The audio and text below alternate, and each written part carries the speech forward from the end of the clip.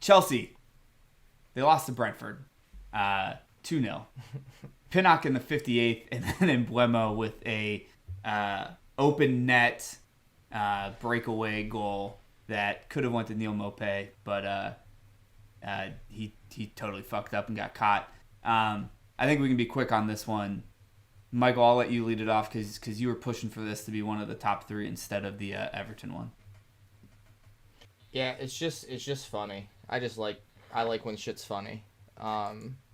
That team, so again, I'm gonna bring my friend Pat up again. It's 1-0, and I go, Pat, I can make a lot of money on a draw here. Do you think you guys have it in you? And he said, not with this lineup. Nobody can score goals. And I'm out there, and it's like Nicholas Jackson, Sterling. He didn't play Mudryk because he's hurt, I guess, or whatever. Yep.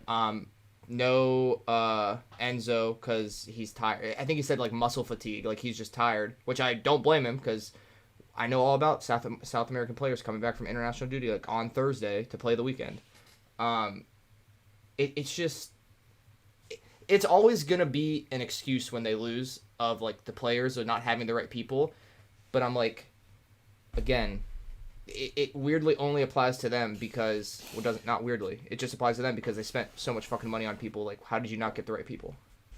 Yeah, we've literally on this podcast we talked about Villa and we talked about West Ham and we're kind of giving them a pass a little bit. We're like, hey, it's a bad rut. They've brought in a ton of people too. They've spent a ton of money too, but the egregiousness of how they spent it, I think we like sit here and we're just like, all right, well, like, also they don't have the history or pedigree of Chelsea. I think that plays into it too. But like, I'm way more apt to give another team a pass than this fucking team for sure.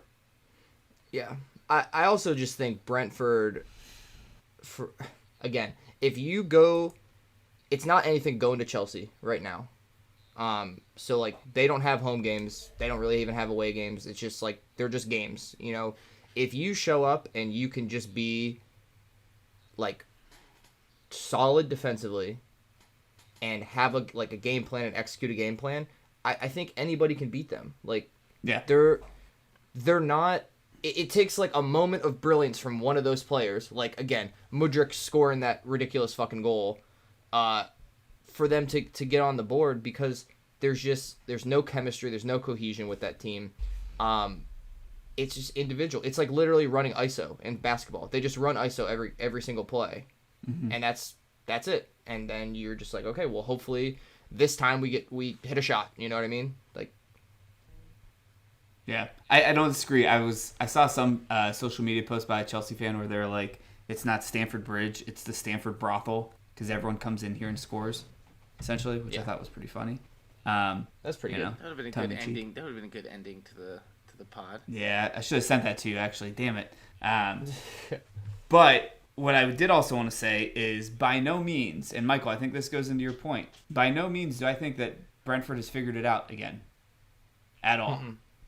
They got West Ham coming up. They got Liverpool. They got Arsenal, Luton, and then Brighton as their next 5 games. And I'm thinking maybe 4 points out of that. 4? I mean, I think their best chance... Luton. Like, West Ham will be a good one. And then Luton, obviously, yeah. Yeah. So, yeah, I would say 4 is pretty good over-under. Well, but Chelsea, who do they have next? Well, this is the gauntlet as well. And let me tell you the teams Chelsea's playing, and then I'll pass it over to Dylan, who ended last pod, like I mentioned, being a secret agent for us. They got Blackburn in the EFL Cup this week, but then it's Tottenham, City, Newcastle, Brighton, Man United. Next 5 in the Premier League, which is not a fun gauntlet. It's tough.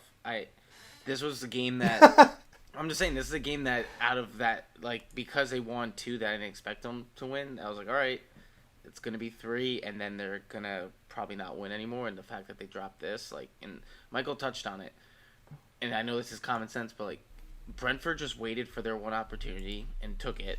And then sat back and played defense because it's a team that has no teeth whatsoever going at them. And having watched that for the past 2 years, like, Chelsea fans, like, that sucks. Like, knowing that if someone scores a goal, the best you're going to get out of it is a draw. Like, there's nothing more devastating than watching that. And that's it's unfortunate because that's what it shouldn't be like that when you spend that type of money. But you know what? True. Spend it better. Yeah, I think the recruitment's bad. Michael, last point. I'm pretty sure we said 7.5, right? Points over under in the 9-game stretch. Yeah. I lost.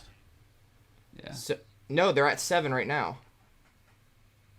I think I said 5.5. I was feeling really aggressive that day.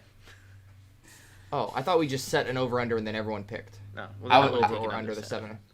I was the over. I know that for sure. Okay, so if they don't, they have to get a draw Yeah.